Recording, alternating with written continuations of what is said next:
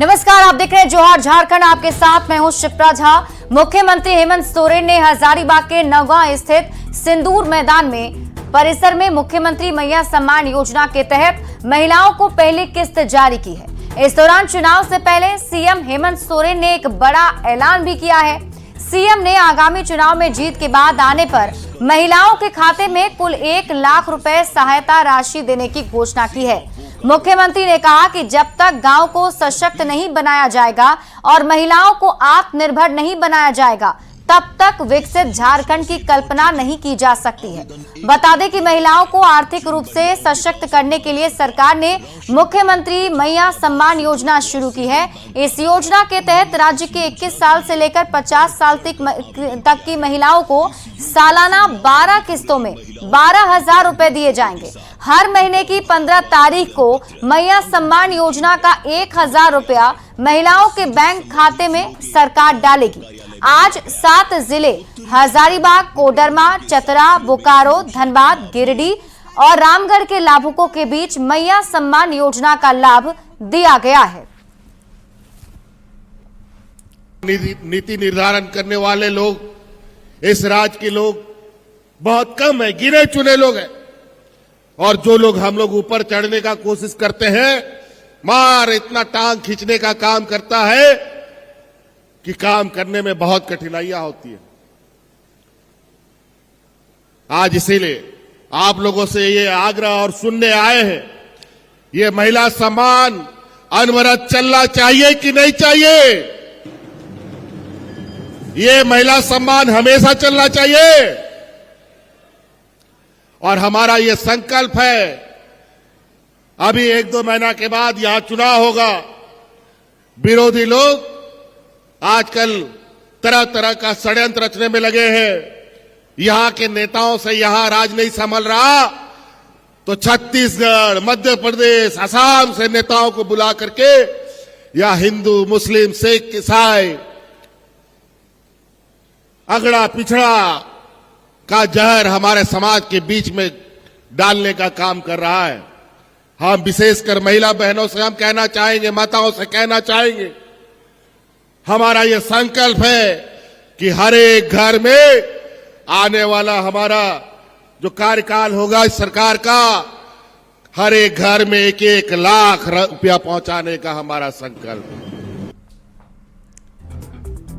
अपने संबोधन के दौरान सीएम हेमंत सोरेन ने केंद्र सरकार पर भी जोरदार हमला बोला। रोजगार को लेकर केंद्र सरकार को घेरते हुए सीएम हेमंत सोरेन ने कहा कि राज्य सरकार अपनी क्षमतानुसार रोजगार दे रही है, लेकिन केंद्र सरकार ने युवाओं के लिए रोजगार बंद कर दिए हैं। सिपाही लोग की भी बहाली निकलने वाली है, उत्पाद सिपाही का भी बहाली, वन रक्षी का बहाली, लेकिन क्या करेंगे? राज्य सरकार भी कितना बहाली देगा? जितना खाली पद होगा उतना ही न देगा। लेकिन जो देश में सबसे अधिक बहाली देता था फौज में नियुक्ति बंद हो गई, जो भारत सरकार करता था, भाजपा की सरकार करती थी। जहां सबसे अधिक बहाली होती थी कोल इंडिया में, वो बंद हो गया भारत सरकार के द्वारा। जहां थोड़ा सा पढ़ा लिखा नौजवान बैंकों में नौकरी करने जाता था, वो नौकरी भी बंद हो गया। बहुत सारा लोग रेल में नौकरी करने जाता था, वो भी बंद हो गया। सब राज्य सरकार के मत्थे में लाके पटक दो। इसी को कहते हैं चोर मचाए शोर। आगामी विधानसभा चुनाव से पहले झारखंड में आरोप प्रत्यारोप का दौर भी जारी है। एक तरफ बीजेपी हेमंत सरकार को महिलाओं को ठगने का आरोप लगा रही है, तो दूसरी तरफ इंडी गठबंधन बीजेपी के वादों और इरादों को ड्रामा बता रहे हैं। इसी कड़ी में मैया सम्मान योजना को लेकर बीजेपी और कांग्रेस आमने सामने दिखी। भी जो कहती हैं वो करती हैं, वो लोग तो सिर्फ कहते हैं, करते नहीं है। अभी चूंकि वोट आ गया, अरे यही काम करना था 1 साल पहले से क्यों नहीं किया? सर मैया सम्मान योजना में लोग 1,000 रुपये महीना दे रहे हैं। अरे वही तो कह रहे हैं ना, क्या देखिए हम कह रहे हैं कि 1 महीना 1 साल पहले से कहें दिया भाई, अभी उन्होंने चुना है, इसका मतलब उनको पता है 2 महीना हमको देना है, चुनाव हो जाए, वोट ले लें, ये ठगने का कार्य तो उन लोगों की तरफ से किया गया था, चाहे ओबीसी को ठगने का बात हो या महिलाओं को ठगने का बात हो। आधी आबादी की बात हमेशा भाषणों में करते रहे हैं। आज तक महिलाओं के लिए कुछ किया नहीं इन लोगों ने। महिला आरक्षण बिल भी अभी 3 दिन खूब प्रचार प्रसार और कई तरह के मतलब ताम झाम किए गए, लेकिन वापस घूम फिर के वो धरा का धरा रह गया महिला आरक्षण बिल भी जो संसद में। पूर्व सीएम चंपाई सोरेन सरायकेला पहुंचे, जहां के लोगों ने उनका जोरदार स्वागत किया है। सरायकेला में पूर्व सीएम ने लोगों से सहयोग की अपील की है। चंपाई सोरेन ने कहा कि दिल को ठेस पहुंचा है। उन्होंने झारखंड के लिए काफी आंदोलन किए। जिस तरह यहां के लोग उन्हें सहयोग करते हैं, उसी तरह अगर आगे सहयोग करेंगे तो वे आदिवासी और गरीबों के लिए काफी काम करेंगे।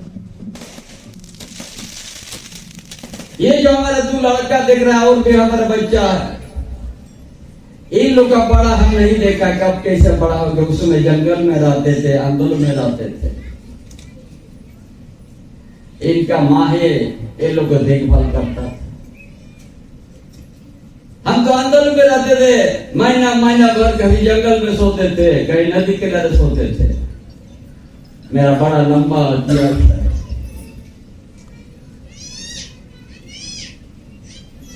हर समय गरीबों का आवाज बोल के हम उठा है। हर समय शहीद का आवाज हर समय देने का काम किया है।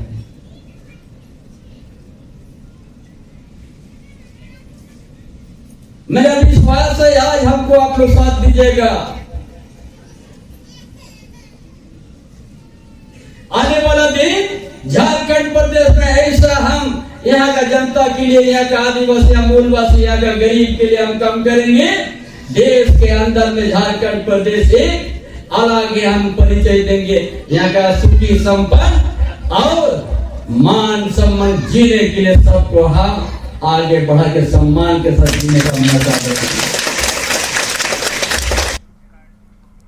पूर्व सीएम चंपाई सोरेन सरायकेला पहुंचे, जहां लोगों ने उनका स्वागत किया और साथ ही सरायकेला में पूर्व सीएम ने भी लोगों से सहयोग की अपील की और उन्होंने भरोसा भी दिलाया कि जो लोग हैं वो उनका अगर सहयोग करते रहते हैं तो वो आदिवासियों के लिए बहुत काम करेंगे।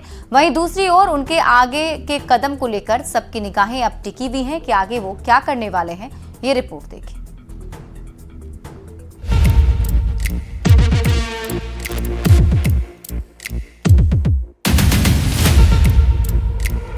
कोल्हान टाइगर के पोस्ट के बाद अब सबकी निगाहें उनके अगले कदम पर टिकी हुई हैं।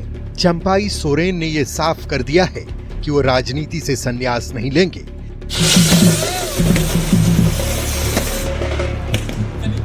यानी कि वो एक नई पार्टी को जीवन देंगे या किसी साथी के साथ आगे की राजनीति करेंगे।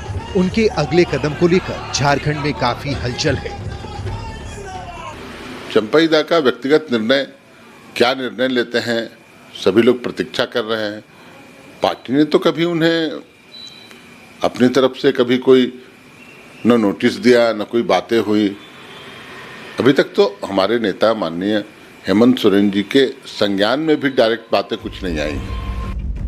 इस पर एक तरफ जेएमएम डैमेज कंट्रोल करती हुई दिख रही है, तो दूसरी ओर बीजेपी हेमंत सरकार पर निशाना साध रही है।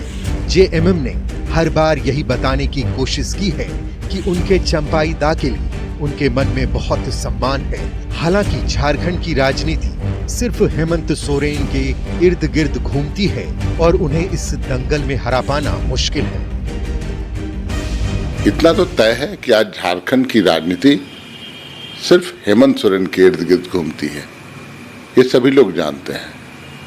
पूरा भारतीय जनता पार्टी का कुनबा मध्य प्रदेश, आसाम से लेकर दिल्ली, गुजरात तक के लोग आज हाथ धोकर पड़े हुए हैं हेमंत सोरेन के पीछे। तो झारखंड की जनता तो देखती है कि हमारा नेता कितना मजबूत है, झारखंडियों के लिए कुछ भी करने को तैयार है। जनता तो उसके साथ है। तो दूसरी ओर विपक्षी दल का कहना है कि चंपाई लोगों के बीच जाकर नई रणनीति बना रहे हैं, जिससे जेएमएम में बौखलाहट है। जनता के बीच जाकर रणनीति बना रहे हैं, उनके साथ विचार विमर्श कर रहे हैं और इसके कारण जेएमएम के अंदर खलबली है। और जब खलबली होती है तो इसी प्रकार के बयान आते हैं। कोई अपनी पीठ स्वयं थपथपाए, कोई अपनी पीठ को स्वयं थपथपाता है और कहता है कि साहब हमसे बड़ा नेता कोई नहीं है, तो उसकी गलतफहमी है। इस सियासी हंगामे के बीच सबको जिस वक्त का बेसब्री से इंतजार है वो है चंपाई सोरेन की नई पार्टी का ऐलान का। सभी की निगाहें इस बात पर टिकी हैं कि चंपाई किसके साथ अपनी पार्टी की नींव रखेंगे, कौन होगा उनका साथी। क्या उनकी पार्टी हेमंत सोरेन को झटका दे पाएगी? क्या चंपाई की इस कड़वाहट का फायदा बीजेपी को मिलेगा, या कोल्हान टाइगर खुद किसी गुमनामी के जंगल में खो जाएंगे? अब इन सभी सवालों पर से पर्दा तो वक्त के साथ ही उठेगा, लेकिन चंपाई के इस फैसले ने इतना तो बता दिया है कि जेएमएम के लिए ये चुनाव पहले के चुनाव जितना आसान नहीं होने वाला है। चंपाई सोरेन की खामोशी का असर जेएमएम पर कुछ ऐसा है कि न बोलते बन रहा है न चुप रहते। हेमंत सोरेन झारखंड के सबसे बड़े नेताओं में एक हैं, इसमें कहीं कोई शक नहीं, लेकिन चंपाई का कद उनके सामने इतना छोटा भी नहीं कि चंपाई कहीं फट जाए और राज्य भर में उसकी गूंज सुनाई न दे। संजय कुमार सिन्हा, न्यूज 18, रांची। बढ़ते आगे, रांची में बीजेपी युवा मोर्चा के सदस्यों ने लाठीचार्ज के विरोध में प्रदर्शन किया है। रांची एसएसपी आवास के सामने बीजेपी कार्यकर्ताओं ने सीएम हेमंत सोरेन के खिलाफ नारेबाजी की। बीजेपी कार्यकर्ताओं ने हेमंत सरकार पर तानाशाही का आरोप लगाया।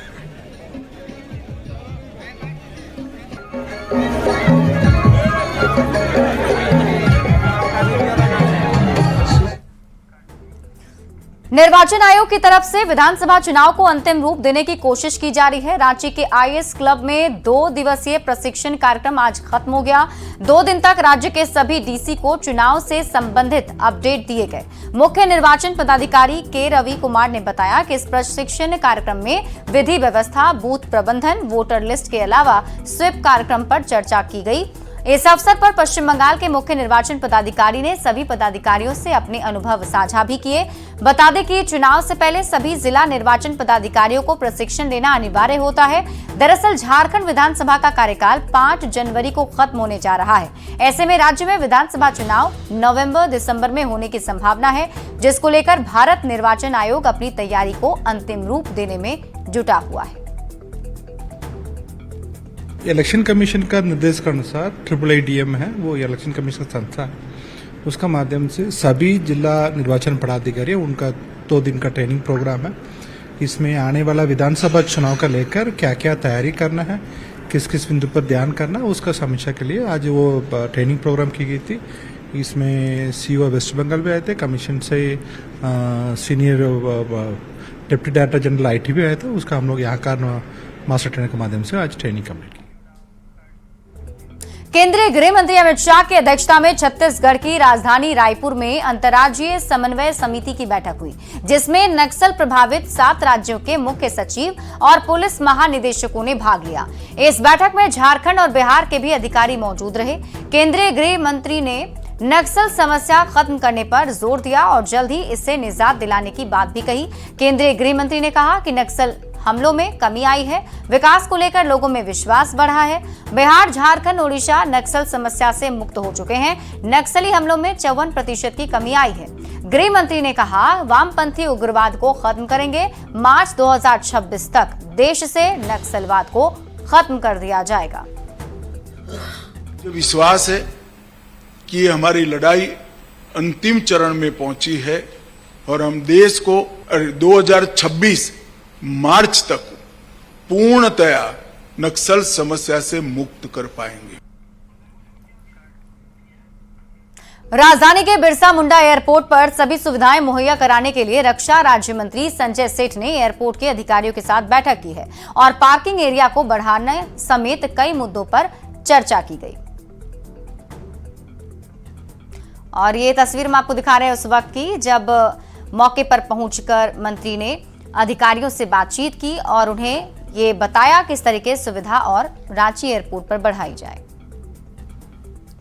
पूना एक फ्लाइट मिलने वाली है एयर एशिया की, रांची से चेन्नई और रांची से दिल्ली, ये 3 फ्लाइट 3 फ्लाइट विंटर सेशन में मिलने वाली है। अभी 2 महीने के अंदर रांची, बोकारो एयरपोर्ट और दुमका एयरपोर्ट भी शुरू हो जा रहा है। 2 महीने के अंदर, 2 या 3 महीने के अंदर, नवंबर में और दिसंबर में ये दोनों एयरपोर्ट शुरू हो जाएंगे। धनबाद के महुदा थाना क्षेत्र में फोन पर तलाक देने का मामला सामने आया है। एक मुस्लिम महिला ने आरोप लगाया है कि उसके पति ने उसे फोन पर ही 3 बार तलाक बोलकर उसे किनारा कर लिया। पीड़िता के मुताबिक उसकी शादी के बाद से उसके ससुर, सास और ननद उसके साथ मारपीट करते हैं। इसको लेकर कई बार पंचायती भी हो चुकी है। पीड़िता ने थाने में आवेदन देकर न्याय की गुहार लगाई है। और जब बोले घर जाने के लिए तो बोला घर आने का जरूरत नहीं, किसी से उसका अफेयर है पूरा, इसी वजह से हमको घर से निकाल दिया और तलाक दे दिया। फोन पे बोल रहा कि हम तुमको 3 तलाक देते हैं। प्रशासन से मांग है कि मेरा जो हक है वो दिलाए। मेरी एक बेटी भी है 16 साल की, और प्रशासन से हमको चाहिए कि मतलब ये सब। जामताड़ा में एनसीबी ने अंतर्राष्ट्रीय गांजा तस्कर गिरोह के एक सदस्य की गिरफ्तारी के लिए छापेमारी की है, जिसमें टीम को 12,80,000 रुपए नकद और हथियार भी जब्त हुए हैं। गिरफ्तार आरोपी पुलिस के पहुंचने से पहले ही फरार हो चुका था। दरअसल एनसीबी की टीम ने गुवाहाटी में छापेमारी कर 1000 किलो गांजा के साथ एक व्यक्ति को गिरफ्तार किया था। गिरफ्तार व्यक्ति की निशानदेही पर जामताड़ा में टीम ने छापेमारी की और 12,80,000 रुपए नकद के साथ ही हथियार भी जब्त कर लिए हैं। तो ये बड़ी कार्रवाई की गई है जामताड़ा में एनसीबी की तरफ से। बड़ी कार्रवाई, जिसे बताया जा रहा है कि गांजा तस्कर गिरोह का भंडाफोड़ किया गया है और कई सारे जो तस्कर इसमें शामिल हैं तलाश की जा रही है। घर पर छापेमारी की गई तथा वे अपने घर से फरार पाए गए तथा सर्च के दौरान पुलिस को उनके घर से 7.65 mm की एक पिस्टल मिली है, एक 5.5 mm की एक एयरगन मिली है और 7.65 mm पिस्टल की 9 गोलियां मिली हैं और साथ ही नकद 12,80,000 रुपये बरामद किया गया, जिसे विधिवत जब्ती कर लिया गया है। और इस मामले में अग्रतर कानूनी कार्रवाई एनसीबी के साथ में मिलकर जामताड़ा पुलिस आगे कर रही है। बात जामताड़ा की करते हैं, जहां पुलिस ने 2 शातिर साइबर अपराधियों को गिरफ्तार किया है। गिरफ्तार अपराधियों के पास से 9 मोबाइल, 11 फर्जी SIM card, 1 ATM card, 2 passbook और 1 चेकबुक बरामद किया है। बिजली विभाग के अधिकारी बनकर लोगों से ये सभी ठगी किया करते थे। जानकारी के मुताबिक गिरफ्तार दोनों आरोपी पहले भी साइबर अपराध के मामले में जेल जा चुका है। उसके द्वारा बिजली बिल जमा नहीं करने तथा बिजली लाइन काटने का मैसेज देकर खुद को बिजली विभाग का अधिकारी बनकर कस्टमर को शिकार बनाते थे, ठगी का शिकार बनाते थे।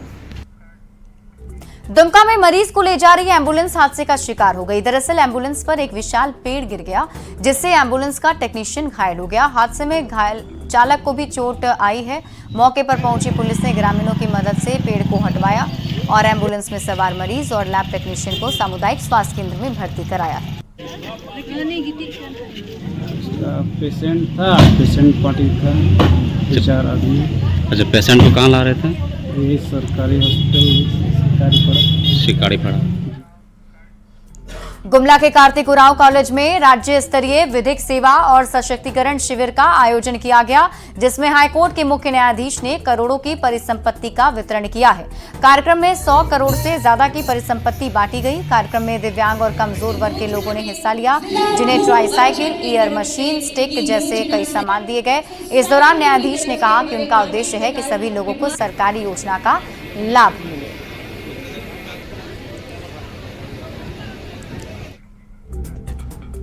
दुमका में एमपी एमएलए के विशेष कोर्ट में सारठ से बीजेपी विधायक रणधीर सिंह कोर्ट में पेश हुए।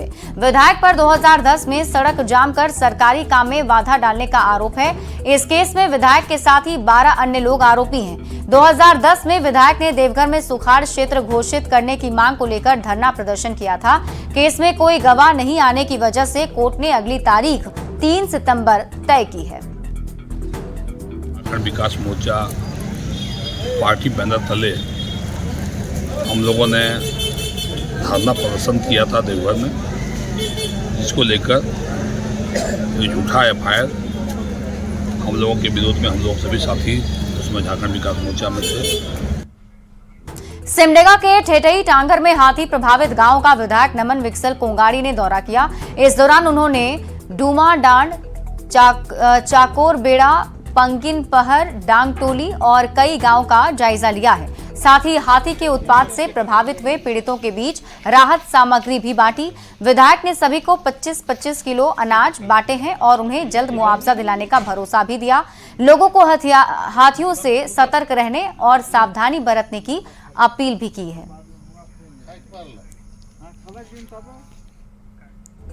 जेपीएससी के रिजल्ट को लेकर अभ्यर्थी लगातार प्रदर्शन कर रहे हैं और इस बार अभ्यर्थियों ने 11वीं से लेकर 13वीं सिविल सेवा मुख्य परीक्षा का रिजल्ट जारी करने की मांग की है।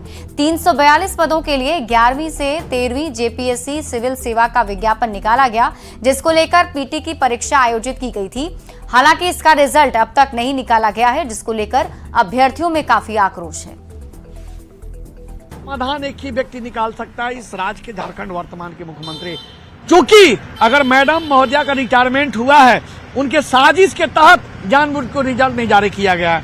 हो सकता है कि सरकार के द्वारा जो मनोनीत किए गए जो मेंबर हैं, उनका हस्तक्षेप हो। और फिलहाल इस बुलेटिन में अभी के लिए बस इतना ही। आप देखते रहिए न्यूज़ 18 बिहार झारखंड।